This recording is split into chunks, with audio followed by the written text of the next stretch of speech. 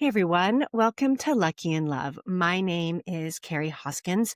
I'm a communication coach for couples who are struggling, and I started this podcast as a way to introduce you to concepts and tools that you can start using right away in your relationship to help you just enjoy your relationships more.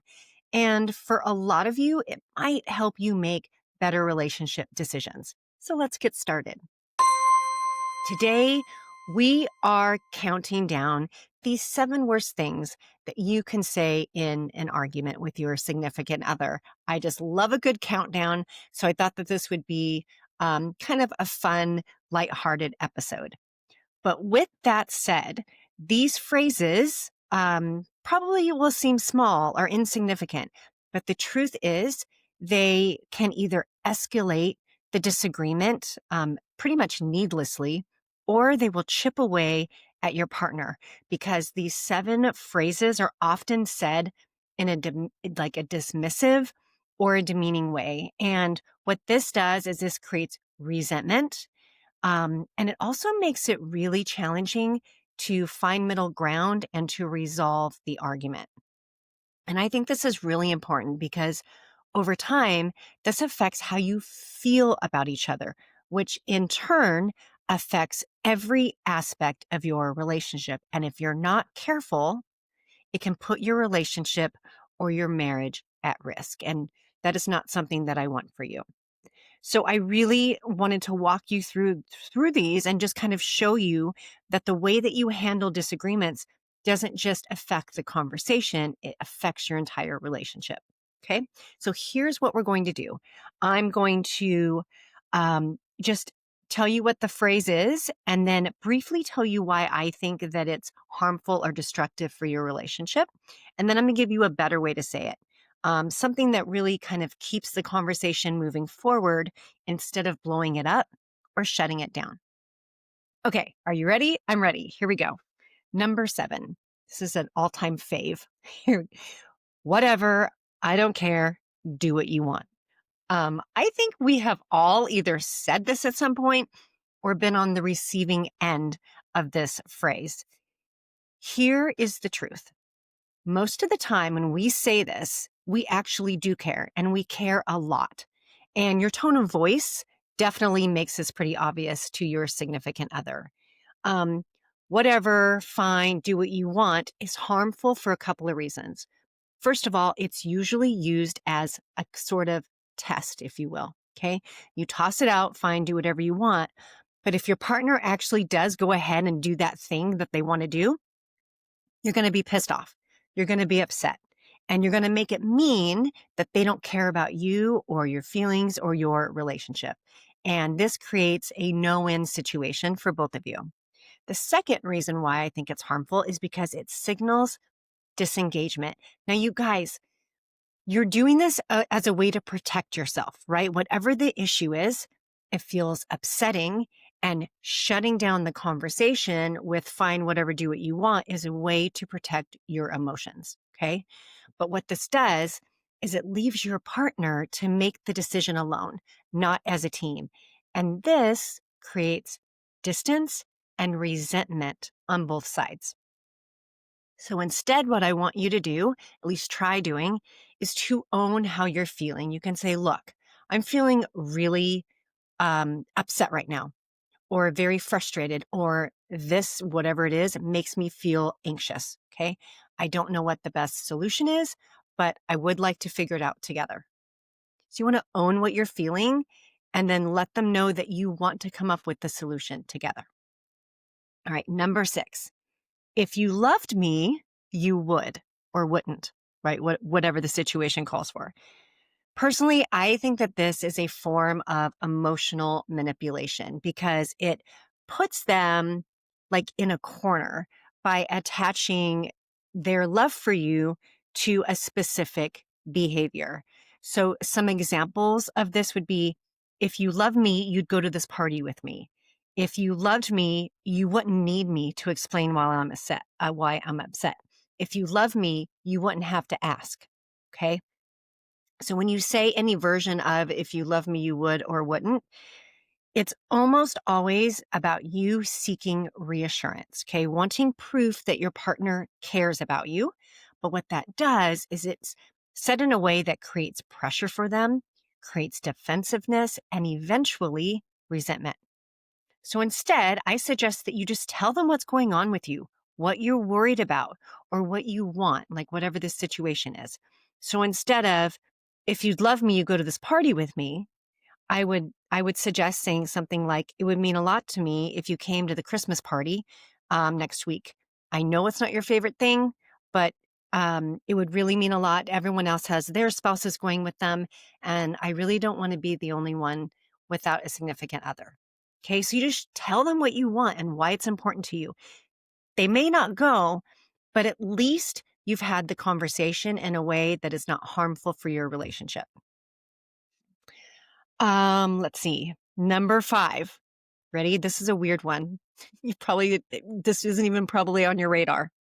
That's not what happened, right? So why I'm categorizing, excuse me, this as being one of the worst things to say in an argument is because this is tricky. It feels like you're clearing the air or setting the record straight. But what you're actually doing is you are denying your partner's experience or reality. And that sparks defensiveness. Okay. The truth is, you and your partner remember things differently. You notice different details than them. You pay attention to what matters to you. They pay attention to what matters to them.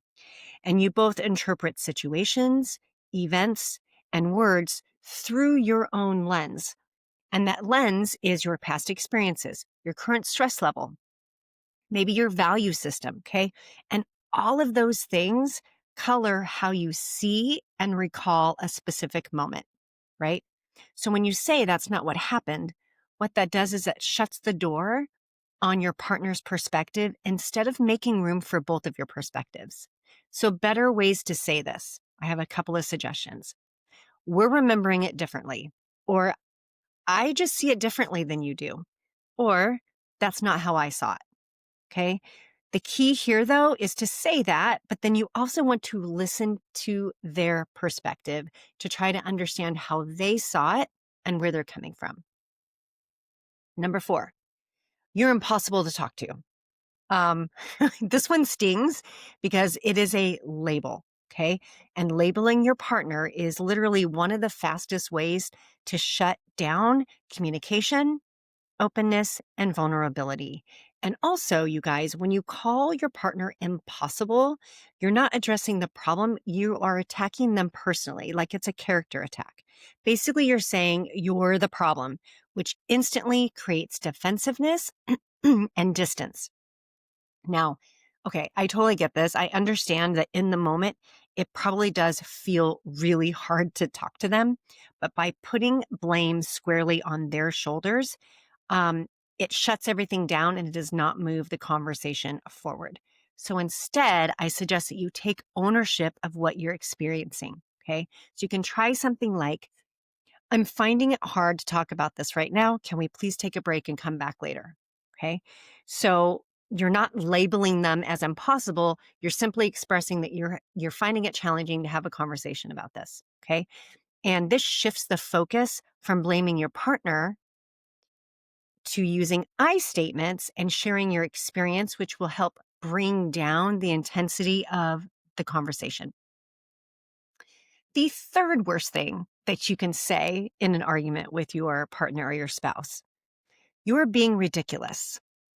I had to include this one because this one's personal for me. When I hear this, my first instinct is to withdraw and pull back. Okay. Telling your partner that they're being ridiculous is quite frankly belittling. It minimizes what they're feeling and it makes their emotions seem silly or invalid. And when your partner feels demeaned, they will likely either withdraw from you or not feel like they can trust telling you things. They won't feel safe expressing how they feel about things, or they might just flip out on you. It's usually a toss up there. Okay. So instead, you want to try to stay curious instead of dismissive. You can say something like, "I'm having a hard time understanding why this feels like this to you." And then you have them explain it to you. Okay. So this one very small shift shows that you're valuing their feelings even if you don't share them or you don't understand them. Number 2, you always or you never. Unfortunately, I have been known to say this a time or two. Honestly, I try really, really hard not to, but when I get frustrated, this is kind of my go-to phrase. Um, and it's really, really easy to throw out absolutes. The problem is absolutes like always and never instantly put your partner on the defensive. And let's be honest, you guys, no one always does something or never does something. So when you exaggerate like that, your partner's first reaction is to argue the exception instead of listening to how you feel, listening to what it is you're trying to tell them. Okay. So what you can do instead is you want to say something a little bit more grounded, like, I've noticed this has happened a few times and it's been hard for me. Can we talk about this? So this shifts the focus away from blame and toward problem solving. Okay. You're naming the pattern without over exaggerating it, which makes it a lot easier for your partner to hear it and for you guys to resolve the problem or the issue. And the number one, and by the way, my husband and I, since he helped me figure out the order of these, we both agree this was number one. The number one worst thing that you can say during an argument. Ready? You're just like your fill in the blank. Usually it's you're just like your mother or you're just like your father. Okay. This one, you guys, is a low blow. It is personal and it's irrelevant character attack because you always choose the person whose qualities you don't like to compare them to, right? And it's not said in a loving way. This is said in a derogatory way. And once it's out there, you cannot take this back. Okay. And this shifts the focus away from the current conflict and it turns it into an attack on them personally, on their identity, on their family. And this creates resentment and defensiveness and maybe even shame, depending on who you're comparing them to. Okay. So I'm going to give you things to say instead. Okay. So instead of you're just like your father, always yelling at the kids, you can say something like, when the kids get yelled at, I worry about the impact that it's having on their self-esteem. Okay. That just tiny shift is going to make the conversation go a lot smoother. Here's another example. You're just like your mother, never letting me get a word in edgewise. Okay. Low blow. Instead, you can say, I'm feeling talked over right now, and I really want a chance to share my perspective, right? You don't need to bring in mom and dad. So just use I statements, tell them how you're feeling, what you're observing, and what you would like to have done. So addressing the specific issue in that moment without dragging them in and without bringing up childhood patterns is going to really help you stay on track. It keeps you in the present.